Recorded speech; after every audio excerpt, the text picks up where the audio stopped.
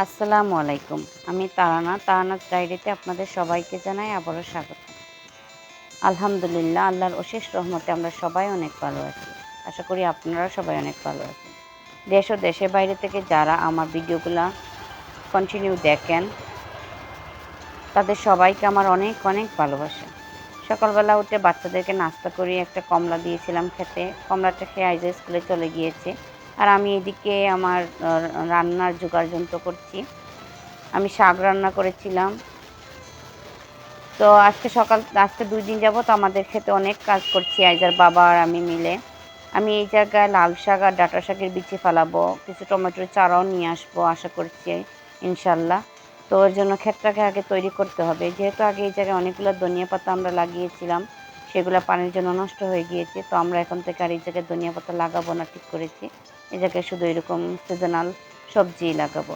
তো মেয়ে স্কুল থেকে এসে দেখছে ওর বাবা ক্ষেতে কাজ করে। এখন ওর বাবার জন্য ভাত বেড়ে নিয়ে যাবে। তো ওরা ৩ জনেই যাচ্ছে। আইজা, সোয়াদ আর কিটি সোনা ভাত নিয়ে। তো আইজা সোয়াদ যাচ্ছে ২ টা জিনিস হাতে নিয়ে, আর কিটি যাচ্ছে খাবারের সাথে ভাগ করে খেয়ে ফেলবে এর জন্য। তো এদিকে আইজার বাবা আসছে, সে একটু আগুন ধরিয়েছিল পাশে, যাতে আমরা যে জায়গায় বসছি সেই জায়গায় মশা না লাগে। আর মেয়ে এই ছোট্ট একটা বিষয় ভাত বেড়ে নিয়ে গেছে, এইটাতেও ভাই বোন দুজন এত খুশি ওরা, মনে হচ্ছিল ওরা রাজ্য জয় করে ফেলেছে। তো যাই হোক, এই জায়গায় বসেই ওদের খাওয়ার ব্যবস্থা করে দিলাম। এই তো ছোট ছোট বিষয় নিয়েই বাচ্চাদেরকে খুশি করা যায়। আসলে বাচ্চাদের খুশি করা অনেক বড় কোনো বিষয় না।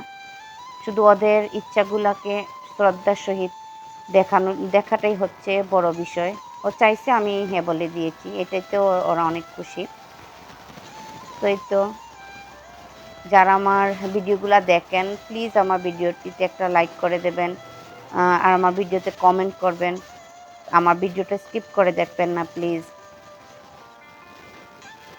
তো ভাত খাওয়ার মাঝখানে মনে হয়েছে একটা নাগামরিচ হলে খুবই ভালো হয়। তো ওনারা ভাই বোন দুজন গিয়ে একটা নাগামরিচ নিয়ে আসছে।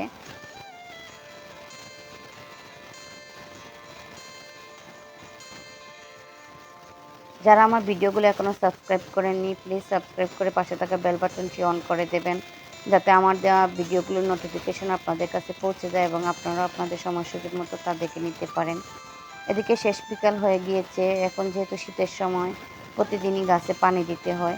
এই জায়গায় একটা শিম গাছ আমি লাগিয়েছিলাম, সেই শিম গাছে আইজার বাবা একটা গাছের ডাল দিচ্ছিল, আর আমি এদিকে সবগুলা গাছে পানি দিচ্ছি।